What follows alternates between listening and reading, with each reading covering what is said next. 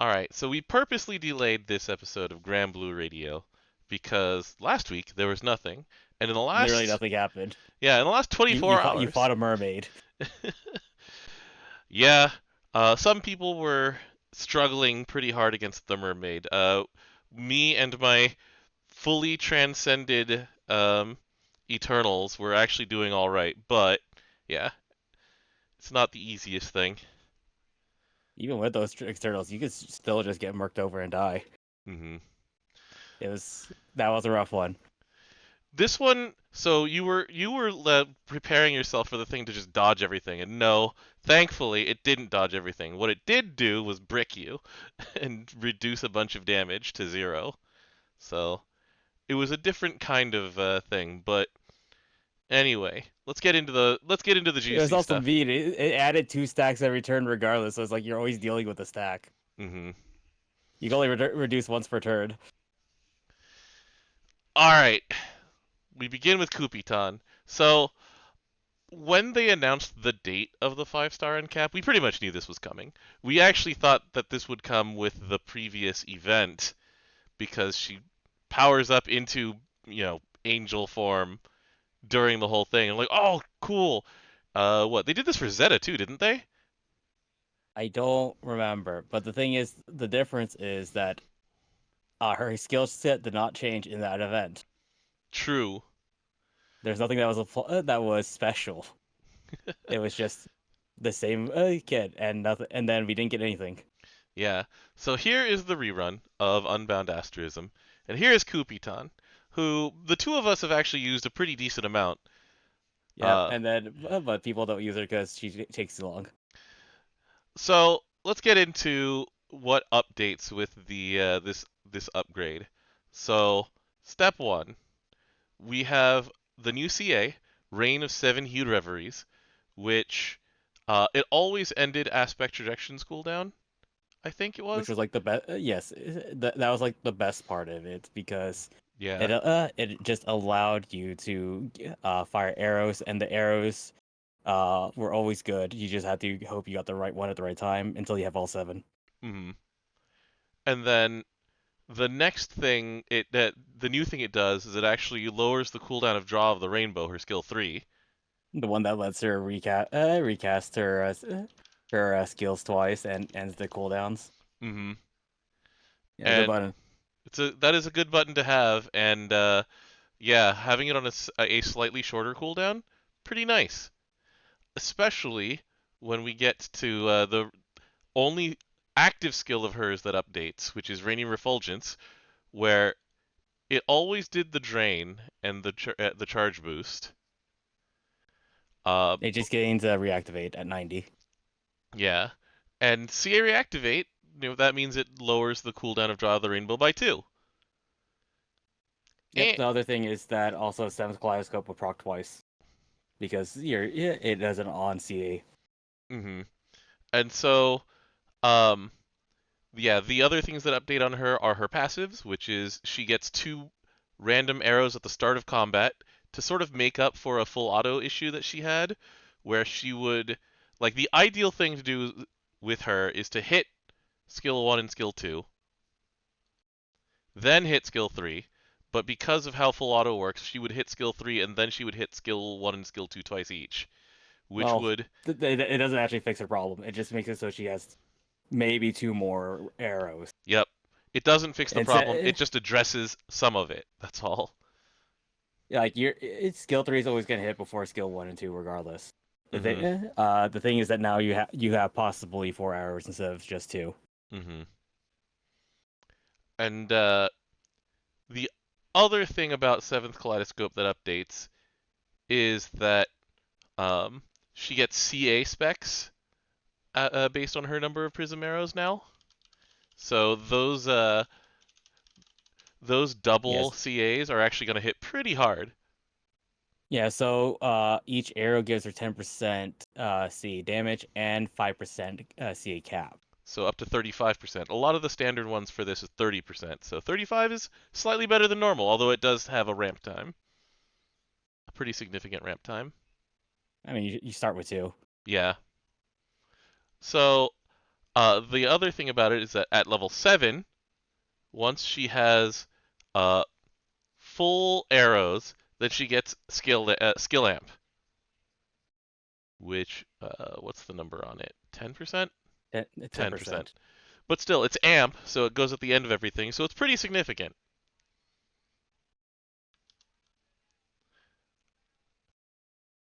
And then the next thing is we've got Light of Pesci, which has an ability that every 7 damage skills used by water allies, then the standby specifically of her one-time use skill, Radiant Affection, goes down by 1. She gets 4 on full auto by herself. Yeah.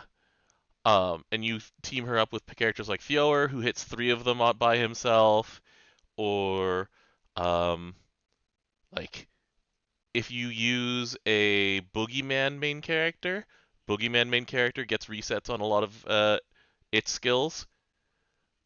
And so there's a bunch of ways to do this. This part actually matters. Which part? The Boogeyman part, or the reducing the cooldown part? 7 damage skills. Yeah, that's fair. It doesn't actually matter. It probably lowers its cooldown by about 1, maybe 2. You get 2 if you're lucky. Yeah. Or if you're designing specifically for it. Because here's the thing. So here's Radiant Affection. Here's her new skill 4. And it gives you the Keelan effect on specifically other water allies damage skills. So red only. Red skills are some of the most dangerous to reset in the game. They've been very, very cautious about giving the MC more really powerful red skills because of the existence of tag team, because of the existence of let me try and remember what the ones that Soldier has are called. One moment. That's Blitz Raid. That's the wrong one. Where are you?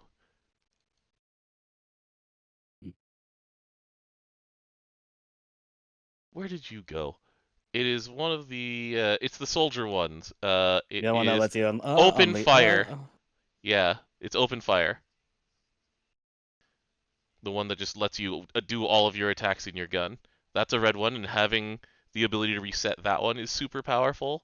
Resetting 3-round burst is really powerful.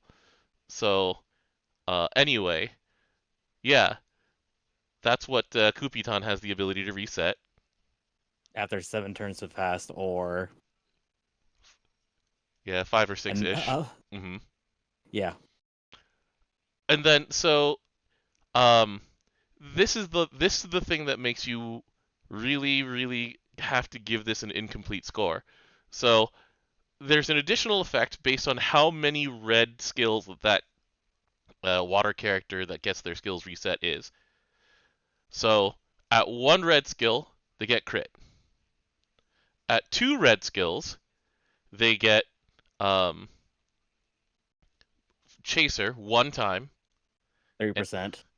And at 3 red skills, they get Flurry, also 1 time. 1 time. And the thing is that other than the MC, the other characters that have 3 are Lancelot, normal.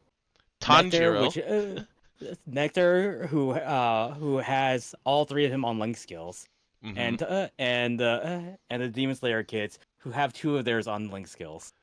And so the thing is that this is one of those obvious plants for an upcoming character. And so we're going to just put this out there that Tristet, when she eventually comes out, will very likely have 3 red skills. Because, you know, it's called Radiant Affection. Who else do you think that this is meant for, right? Doraemon, who has 2.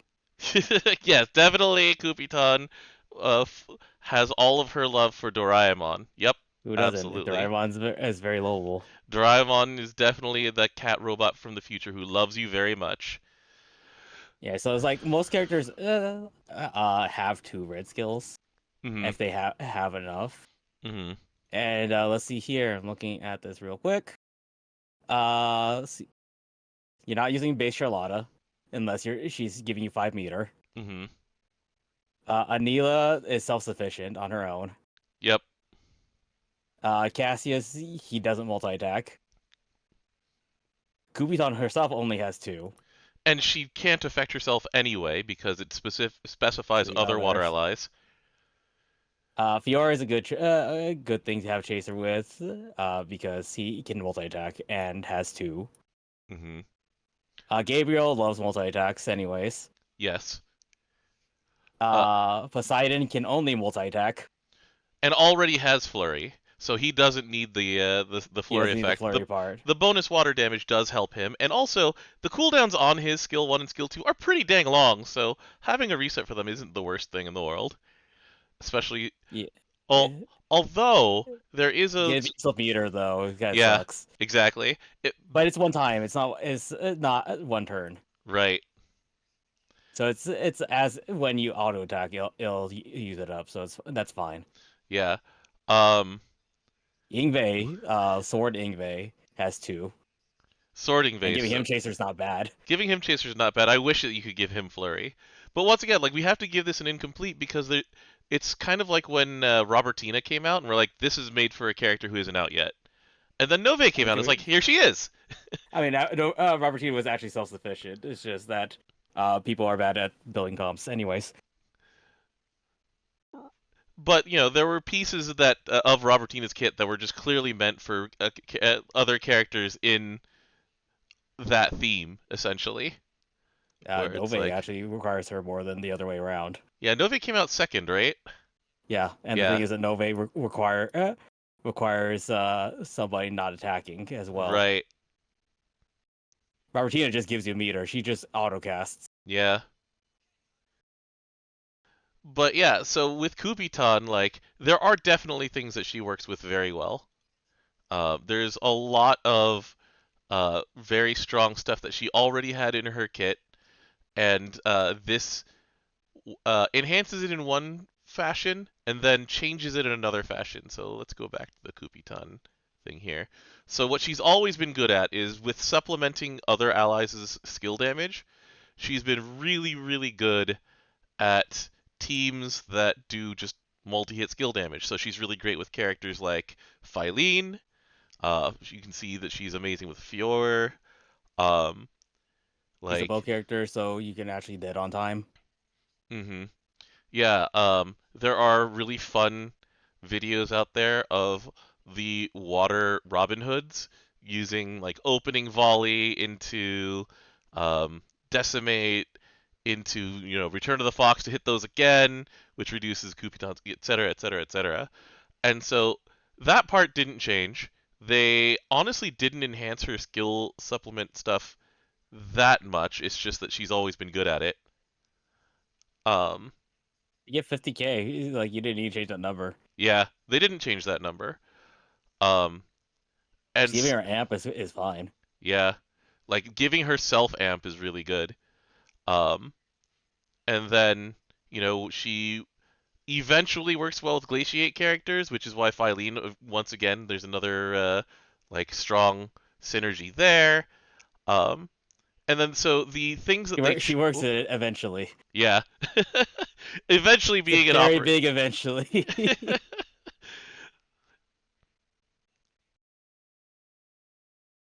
But yeah, so we've got that, and then with this new radiant affection, and then with her like uh where was it? It was so new radiant affection makes her better at helping other people's red skills and just pressing those often.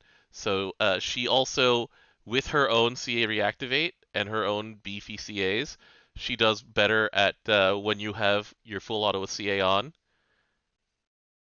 Yeah, this is the character I actually had in my flex spot Mm-hmm. for the longest time, just because the utility of the arrows were just so good. Yeah, because she with the where is it? It was my team was always dog meter giver and flex, Mine was and meter giver is usually Hase.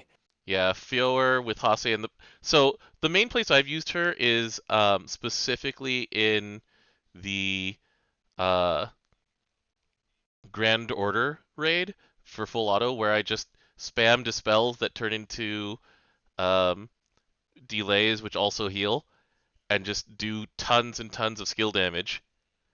And uh, like this just lets her do even more in that, like it definitely enhances. And also because she's double CAing, we go even harder, and you know, basically it's all that same kind of thing there, but better. Anything changed? Not necessarily. She just does even better at her job, and then she has one new tool that helps other people. Yeah, lowering the draw of the rainbows are actually really big Mm-hmm. because like it was the only one you couldn't cheat out at all. Right. And Like yeah. UCA, you get your skill 1 back. Skill 2 did whatever. It was always on the side. You're gonna get draw the rainbow before you get skill 2 back. Mm-hmm. And now, yeah, Draw of the Rainbow effectively has a cooldown of about 4 turns, Yeah, instead of which, all her buttons being 7. yeah. And so, yeah, I mean, that is pretty much where it stands on this one. I like what they've done, but once again, until Tristet comes out, and this sort of hints that it'll be relatively soon, but Cygames time, right? They'll just release Tristet whenever they feel like it. Then, I mean, it's hard, they better release her with the upcoming event. and the upcoming If you, CD. yeah, it's like, come on, man. You're right. But anyway, so yeah, I have to give this kind of an incomplete until Tristat comes out. We'll revisit this, but I think this is very strong. And I don't think even if Tristan comes out, it changes anything. She was already like her utility is just good enough as is. hmm but yeah, like I was watching things like there was a full auto of Colossus 3 that uses Cupitan now, and it's like Hosselia and Fioer and one other character that I can't remember, and it kills it in 6 minutes just because of all the skill damage you're doing. Like it's very consistent. It does it in like 9 or 10 turns just because you're throwing down like 10 hit, 7 hit, etc. nukes, and yeah, it's just really strong. Anything else to say, or should we move on? Let's move on. All right. So we got new characters. This is their first time that we've gotten out of like limited town since what, February or so, like early Yeah, it's February. crazy. I amazed that this character is not a limited character. Yeah. Actually, no. February had limited characters because it has Valentine's, but also the previous ones weren't they? I think it was collab limited at that point, or something like that. Let me go look. It doesn't matter. Yeah, it doesn't matter. Anyway, it's been a while. So here's Shukra. She's from the anniversary event. Yeah, that's Um, why I'm surprised it's not limited. It's a divine cat. yeah, she's the current Divine Cat, which is a self-imposed title, and she, I do find it funny that in the weapons it's like apply for a new set. I'm making my own group of Divine Generals. No They're much experience cooler. required. Skill level negotiable. Yeah. Um, and so this one's a pretty simple one to go through, even though it has like a lot of text. So this character wants to dodge. It's also character also has toxicosis for whatever reason. Yeah. So she wants to dodge, Just like and the so other character who has toxicosis in water for no reason. Wemdis. Yeah, Yeah. you don't actually need to do anything with those. hmm We'll So we'll see you in like 3 years. Look, yeah, there's only just 3 characters that actually interact with toxicosis. and how many of them are in dark? 2. Yeah. Okay. The last one's Rosetta and Summer. Right. All right. So Divine Cat's Legacy. She wants to not take damage. She gets a Rishi, but for every turn she doesn't take damage. And when she gets to the fifth Rishi, Fleet-footed Feline ends its cooldown. Um, and for each of those Rishi levels, she gets attack up. Then she gets crit up. She It's gets 100% crit. Yep.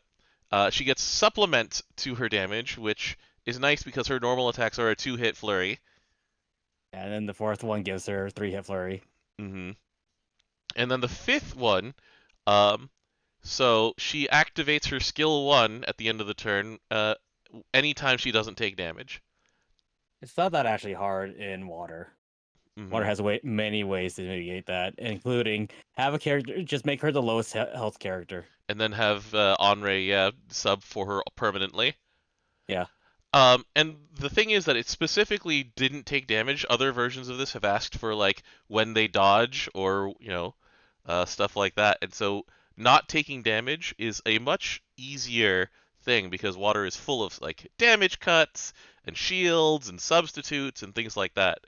And high so defense, yeah, naturally high defense. hmm like a lot of water comes in general just like summoning Grimnir just to have that 10,000 shield available, and that'll give her a bunch of turns where she doesn't take any damage.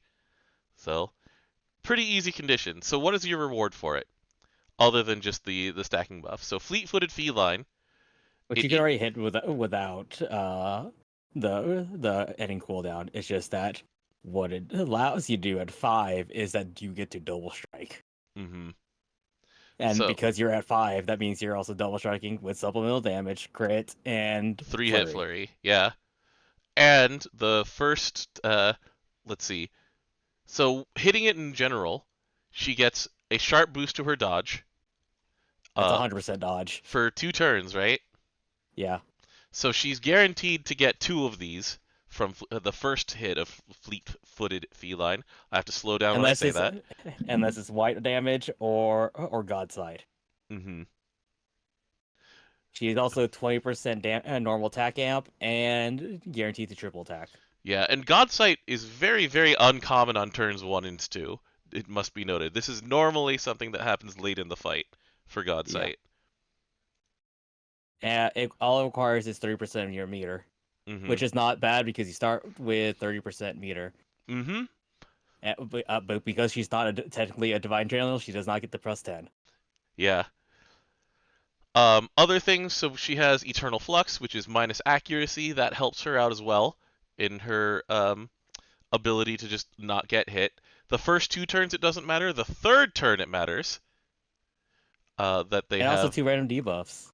Mm-hmm. And Here's the table: 10% debuff resistance stacking, mm-hmm. 10% multi attack down stacking, Mm-hmm. 6% SA special attack down stacking, Mm-hmm. 30k supplemental for 3 turns, 3 turns of petrified, 3 turns of blind. Yeah. Those are your of let's see here, 1, 2, 3, 4, 5. You have 6 debuffs. 2 of them will be chosen, and if you're at Rishi 5, 2 more will be chosen. Yeah. Uh, supplemental damage down good. Supplemental damage taken is good as a debuff on the foe. Yeah. And then the last thing, Catastrophic Quick Draw, the one that comes out when she has Rishi 5 and doesn't get hit again. It's 6 hits of skill damage, minus water defense stackable. The random toxicosis level that is sort of just flavor text and a very small amount of extra per turn damage. I guess they really don't want to just put Glacier on her because it wouldn't make sense. Mm-hmm. And then And it activates twice. yeah. Rishi 5, and so that's two debuffs right there. 4 if you when you're at 5. Mm-hmm. You get 4. You can get 5. A total of 5 from Eternal Flux when you're at Rishi 5. So you hit a lot of the debuffs, and also when you have 12 or more debuffs at the end of turn, she gets a 30% chaser for one time. Yep. And then the other thing to note here is that yeah, she has the 1 turn cut to all of her skill cooldowns when she does her CA. She's going to CA slightly less than other characters until she gets to that Rishi 5 because of the meter hit she takes. But once she double strikes, then she gets right back. She has meter hits? She consumes 30% of her meter. She eats her meter. Oh. I don't think usually that doesn't actually matter because Yeah. you see on turn 3.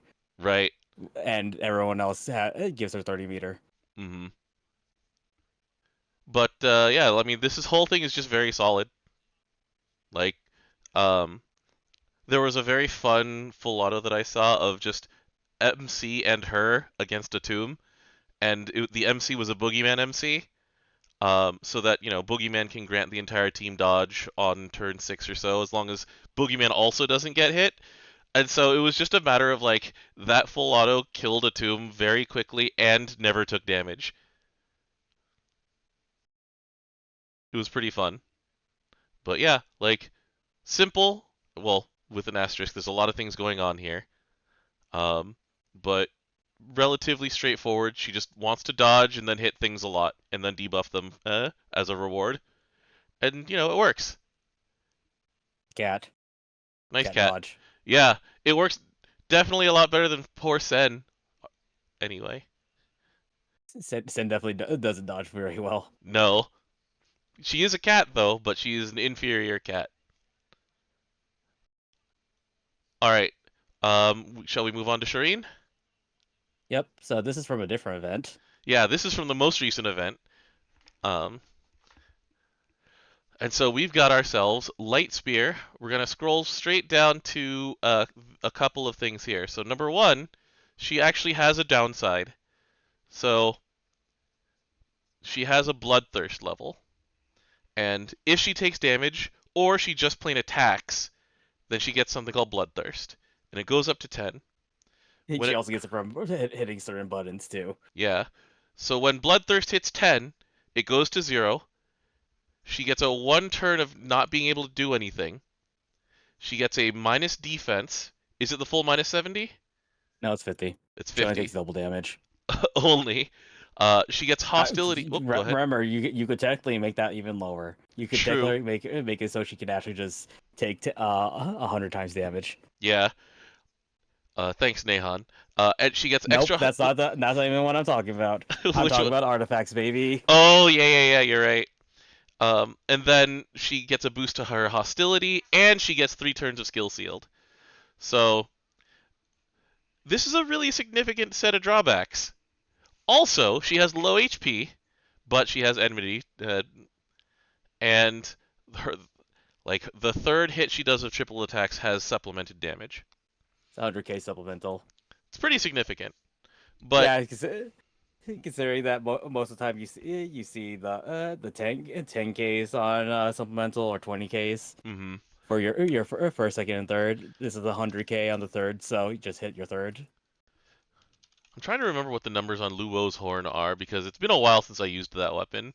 It is supplemented damage is it's 100k for the 4th hit, which only is there for Geisenborger for Luo's horn.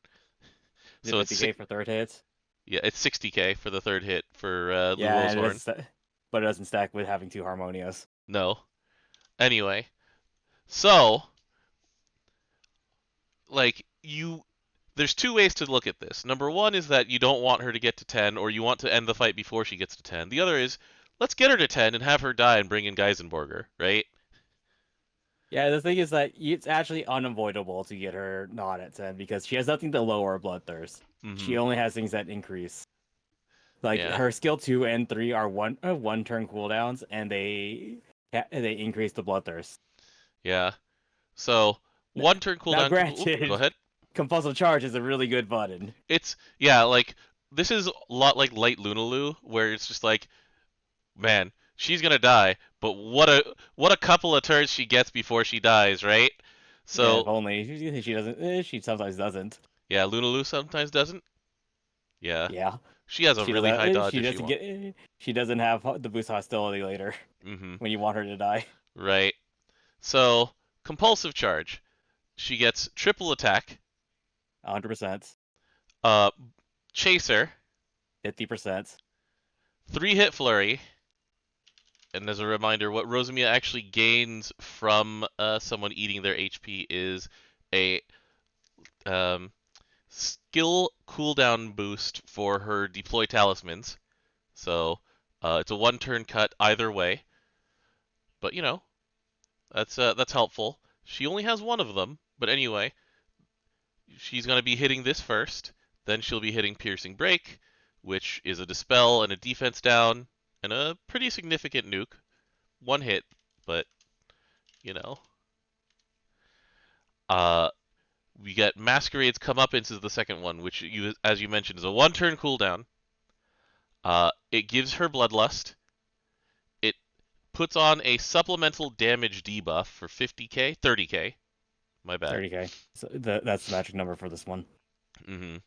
And it does 5 hits of relatively small damage, but she's giving supplemental, so the part where it's 5 hits is a bit more significant than the actual original number that's on the nuke itself. And I'm then, pretty sure the nuke happens before the debuff. Mm-hmm. So it actually doesn't get added to that part. Right.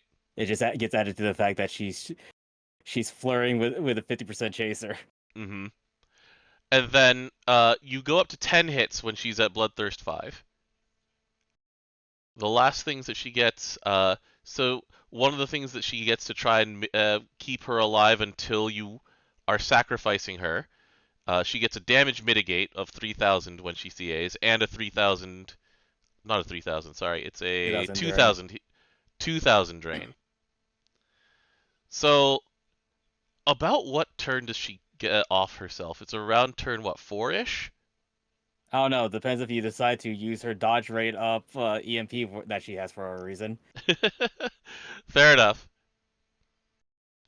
But yeah, this is another clear unload and then die and let someone else come in kind of character. Yeah.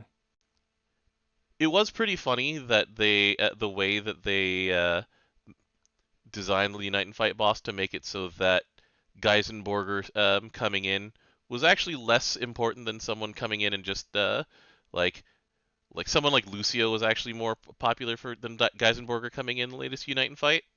Yeah, you had Geisenborger in the back just so you didn't die to the dark autos. Yeah. But there are still fights where you want to just bring in Geisenborger and have him just go ham. And this is the kind of character who exists to do that. Like we talked about Rosamia doing it last time, which didn't turn out to be the case because, like I said, we brought in Lucio. We brought in characters who would actually help you live rather than characters who came in for a good 4 turns of amazing damage. Now, I could see her being more used as the opening gambit of Lucy. Mm-hmm. She's gonna have less health to begin with. She has a yellow button, so if she has yellow apple, she won't miss. Mm-hmm. Yeah, she doesn't really help you with debuffs, but then again, all you're doing is you're trying to get past the first part and then bring in the character who will actually finish the fight for you. So yeah. And it's without them having apples, yeah. Mm-hmm. Until the other time you get apples in the fight. Right, but still, yeah. It's not bad. Very, very clear purpose, where it's do a bunch of damage and then fall over. Ragazzo's done really well for himself with that as his niche. In fire specifically. Fire specifically. The light Ragazzo was actually another really strong pick in the most recent Unite and Fight because, one, he dispels twice, but two, the fights were just long. Once you get to a long fight with light Ragazzo, you're doing great. Yeah, the issue is that he was limited. That was the only issue. Yep. All right. Anything else to say about Cherine? No, it was a really solid kit. She has a game plan. Mm-hmm. It really wants you to kill her because she seals for 3 turns. Yeah. And then the last thing to mention but at least go ahead. She has a downside, but doesn't brick herself. Mm-hmm. She only breaks herself for 1 turn. Right. I think the skill seal is 3 turns, was it? Skill seal is 3 turns. Yeah. I think probably everything else is 3 turns. It's just that she can still act afterwards. She doesn't have lowered multi-attack at this point. Mm-hmm. All right. The last thing to mention is that the Philinovis has the exact same skill setup as Amino Habakiri, which as a grid piece, which I think is just funny. The Trium. Yeah. Ball attack. The Trium on Amino is medium. The crit is medium, and the attack is also medium. So it trades out the attack for more multi-attack. Is basically the thing that Philinovis does. I mean, that's not that bad actually. Yeah. I'll. because having small attack is suffering. True. Here's the difference between small attack and big attack. By the way, a good double. Yeah, it's like 2% versus 4%, right? At y- at skill level 10 it's 2.5, and for small, for big it's 5.0. Mm-hmm. Until this thing has a uncap. Right. Then it becomes better. It's 7%.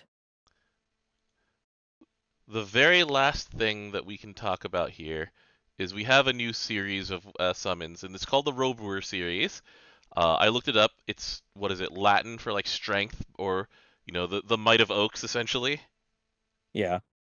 Um, Excuse me, I'm looking at the combo call name of this stupid thing. what's it called? The first half is Jumbo, the second half is Pump. Of course. Sure. All right. So, this is a very, very simple thing to understand. The sub aura at 3 stars is supplement water allies' damage by up to 50k per hit, but it's only on when you have 80% hit points or more. Oh Uh, no, water is my number one weakness, having HP. yeah. When you summon it, it gives your water allies strength and then 15% damage cap up. And so For 3 turns, it's pretty good. yeah, so basically this is a replacement for Belial, but specifically when you're not in any danger. Because as soon as you can actually get hit in the face, then it turns off. So essentially, Yeah, Belial is only 30%, and he also lowers your max HP by 30%. Not 30%, 30k and 30%. Right. And so, just looking at the raids that we have available so far, the Esoteric Mastery Trial will actually punch you in the face, so you don't bring it there, but you also don't bring Belial there, unless Yeah, you because are. you get punched in the face. Yeah. Mugen also Mugen can punch you in the actually, face, but here's the thing, but nowadays Mugen full auto actually have more than 80% HP. yeah. So you bring it there. So that's basically the line. Is you stop bringing Tetragod basically at the same point you stop bringing Belial, you know?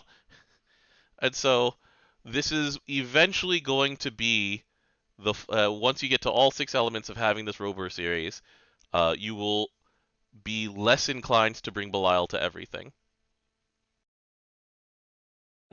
This is good for your 1 turns.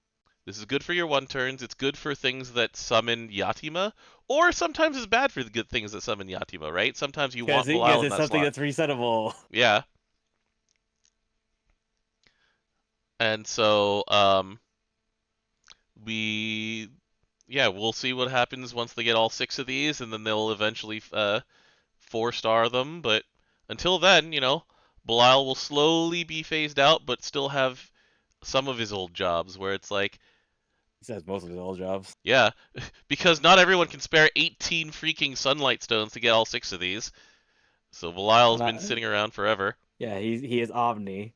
He and also the fact that the only way I can actually see myself really using this is early United fight, because it ends in 2 turns or 3 turns. Doing the stupid OTK with Orlo Jaya. And that's about it. Yeah, like essentially anything below Mugen, I can add it to my full autos, and it might shave a few seconds, but it's not significant enough for me to go, I'm going to sink 3 sunlight stones into this. But yeah, that's pretty much it. That's what we got. So this Thursday we had another United fight boss. Yeah. Can't wait until we get the mermaid butt version of this, I guess. Or what? Maybe it'll just be the meme versions of each boss, where it's like we got the Tetragod. Oh wait, we can't get the Fartigrave. It was also water. What else would we get then? That was just like jokes. The very as a hot fight. Tsuchinoko. Oh, Nozuchi? Yeah. Yeah. Force said he Please notes not. that. Please don't. I kind of want him as a character. Yeah. Force said he noting that Belial's HP cut is actually useful for setups that need to have less hit points. And also, it's important to have around for things like there are still strategies that you use Belial main and you just cap the amount of damage you can take per hit, and that's still strong. So a slow phase out of one element at a time, maybe sometimes for Tetragod versus Belial. All right, but anyway, so that's it. This Thursday, I'll be coming up to Seattle and seeing you, DJ. So that's cool. I'm Yay! excited for SakuraCon. Also, Fibergrave was fire. Firegrave. Oh, we were water.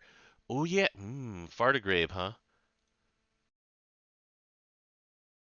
All right, maybe Fartigrave will be the next member of the Rover series, especially since we have Fire Unite and Fight coming next. So I can definitely see them trying to drop the Fartigrave or whatever it is. Crap rolls. What were other I'll let them deal with it. what were the other recent Fire Unite and Fight bosses? Hecate was one of them. Like it was a long time ago. It was a long time ago. Let me go see what the most recent Fire Unite and Fight bosses were. Cassiopeia was fire. No, Cassiopeia was wind. We were fire. So it was the Fartigrave. It was Hecate. Those are the two most recent ones. Because we're on like a weird yearly cycle. Yeah, and then red hair before that. We already have red hair. Soul Invoker.